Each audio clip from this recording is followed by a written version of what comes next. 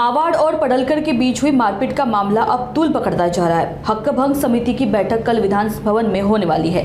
अध्यक्ष ने मामले को गंभीरता से लेते हुए समिति को सौंपा है। दोनों विधायकों को 15 दिन में अपना पक्ष रखने के लिए नोटिस भेजी गई है। 288 विधायकों की सुरक्षा को देखते हुए मुंबई पुलिस कमिश्नर को भी तलब किया गया है। समिति पहले उनका पक्ष सुनेगी, फिर आगे की कार्रवाई तय करेगी। आइए जानते हैं क्या कहा विधायक नरेंद्र भोंडेकर ने। विधान भवनाची हक्कभंग समितीची उद्या बैठक आहे आणि मागच्या अधिवेशनमध्ये जे शेवटच्या दिवशी मारहाण झाली, शिवेगाळ झाली, त्याच्यावरती माननीय अध्यक्षांनी गंभीर दखल घेतलेली आहे आणि त्या दखलीचा त्यांनी हक्कभंग समितीकडे सुपूर्द केलेला आहे आणि मागच्याच आठवड्यामध्ये हक्कभंग समितीकडे आमच्याकडे तो प्रकरण आलेला आहे। त्या संदर्भात आम्ही दोन्ही आमदारांचं काय म्हणणं आहे असं 15 दिवसाचं नोटीस त्यांना आम्ही दिलेलं आहे आणि इतकंच नाही तर काही लोकांवरती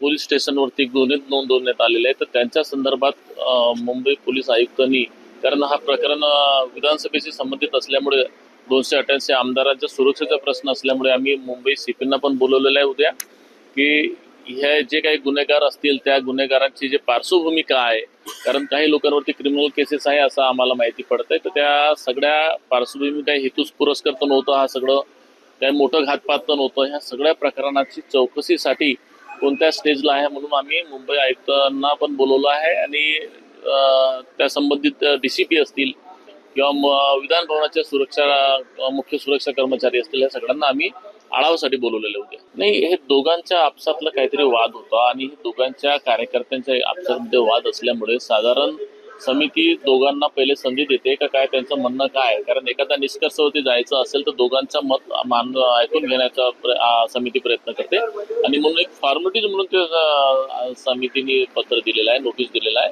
आणि तो आल्यानंतर आपण पुढे त्याचा काय करायला पाहिजे, एक कंटिन्यू करायला पाहिजे का निर्णय द्यायला पाहिजे, तर त्याच्यावर आपण ठरवू।